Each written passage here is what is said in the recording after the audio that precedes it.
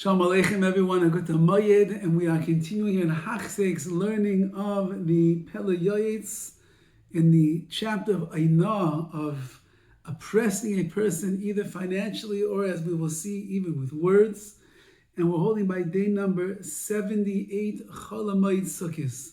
Says the Pele Yoetz v'yadua, it is known, Shetchilas dina shel adam shaylin oisla, in the beginning of the judgment that a person will have to endure in the world to come, you are going to be asked the following question.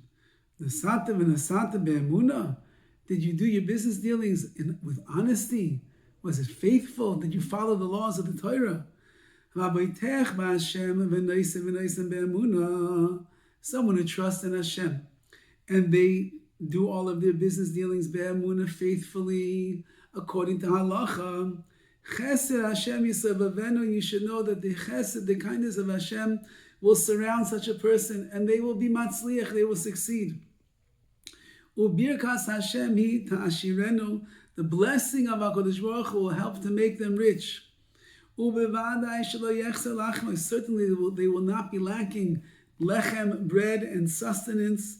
B'mizonoisa beheter v'nachas revach v'chavod, all of their mizonos, all of their livelihood is going to come in a permissible way. V'nachas, it will come peacefully. V'revach, ample amounts, v'kavod, in an honorable way. You have nothing to worry about. You follow the laws of the Torah. You listen to what it says in the Shulchan Aruch. You live a life of chesed mishpat. When it comes to parnasa, HaKadosh Baruch Hu will take care of the rest. Ashra ba'olam hazeh, fortunate is such a person in this world, and good for him will be in the world to come as well. He's going to have the benefits of success in this world, what he needs, and of course in the world to come. He made his money, he made his business into a piece into a shtick, what we'd call it, of mitzvah observance, of doing avodas Hashem and ratzon Hashem. He's going to have a nice portion awaiting in the world to come. And the truth is, because the Yetzer, the insidious Yetzirah, the evil inclination for money, it blinds the eyes of those that are wise. And it gives them excuses to do things that they know is the wrong thing to do. But on this, the Gemara says, you want to recognize who a person is, you want to know about them? Examine their kisa, examine their pocket, how they spend their money, what they do with their money, how they earn their money. Rather, a person must strengthen his seichel, his mind.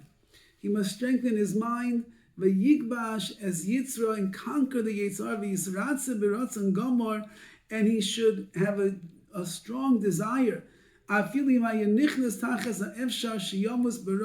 He should rather be willing to die in hunger, and not be a rasha, not be a wicked person in front of the Rebbeinu Shalom. That's what a person should be willing to do. So much so that I want to follow the laws of the Torah, the halachas, the way that it is brought down. I would rather live a life of being destitute, having not enough money, even if it would mean I have to starve.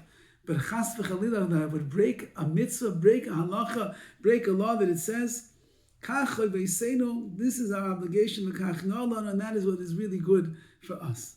And what is according to the clear truth, it says, those that search Hashem, seek out HaKadosh Baruch Hu, do His will, they're not going to be lacking anything. Someone who goes sincerely and he goes purely with HaKadosh Baruch Hu, he can go betach, he can trust HaKadosh Baruch Hu will take care of everything. This is a major principle. The kol milish nafshe shel adam is avalem u'amdasim, anything that a person's nefesh, anything that he desires, and he has a mashiach that he's drawn towards in the physical world, you have to know, you go with HaKadosh Baruch Hu. Especially money, which is so beloved to man. And the Yetzirah of money, it ends up confusing a person and showing them Memtes panim Torah l'tayas hasheretz, 49 different ways to be metayer, to purify a sheretz, a rodent animal which is always going to be impure.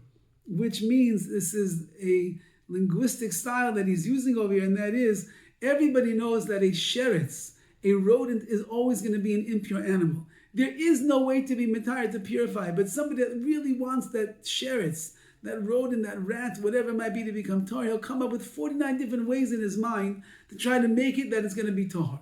And the same thing is with using money in the wrong way, frauding people and the like, and doing things that are tricky in business and undermining IRS and governments and all the different things, taxes, you name it. So even though that he knows that it's usr, it's not only usr according to the Torah, but it's usr according to the din of machus, the laws of the land. Person knows that, but since they want money so badly, they will try to come up with ways in their mind that they can take something that is clearly usr, clearly forbidden, and they say, no, it's fine. It's really, really fine. Nothing to worry about over here. The person who fears Hashem, you should fulfill the words of, don't rely upon your bina, on your understanding. You have to bring in Yirah Shamayim. You have to do what it says in the Shulchan Aruch. You have to listen to the Rabbanim. You have to ask eitzes. You have to ask advice to make sure that you're doing things in an ehrlich, proper way. Go to the wise people. They will teach you what is a straight path in business. Do not go this way or that way, to the right or the left or whatever they tell you. Just be yashrus. Be straight down the middle. There's a famous story of Rabbi Salanter. He had a Talmud who came to him one day and he said, Rabbi, this is learning and everything. It's too much already. I need to get out of here. I have to go in the world of business. I have to become a rich man. I wasn't made. I don't have the zitzfleisch to sit and learn all day long. So Rabbi Salanter said, okay, you want to go work. You want to have a parnasa. No problem.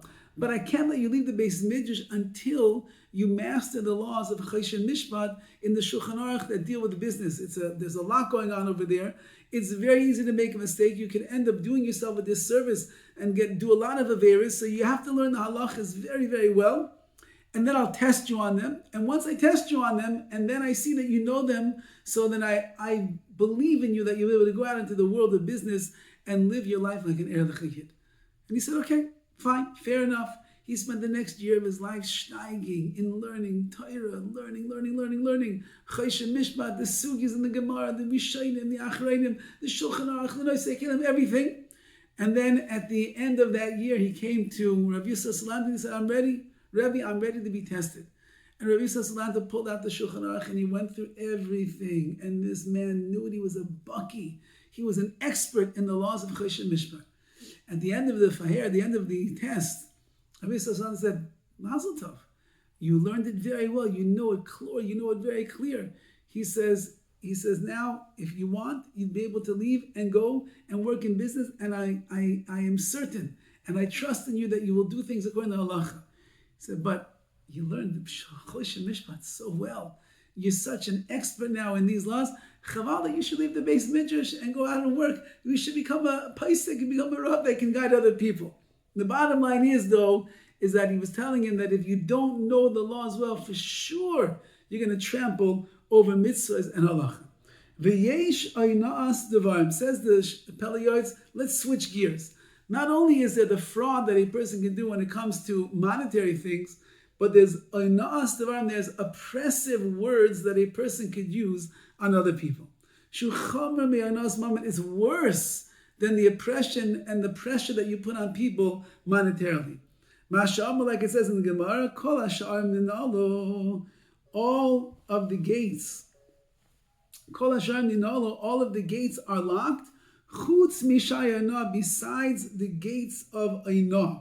Now, what does that mean? All of the gates are locked. That means that you are going to be.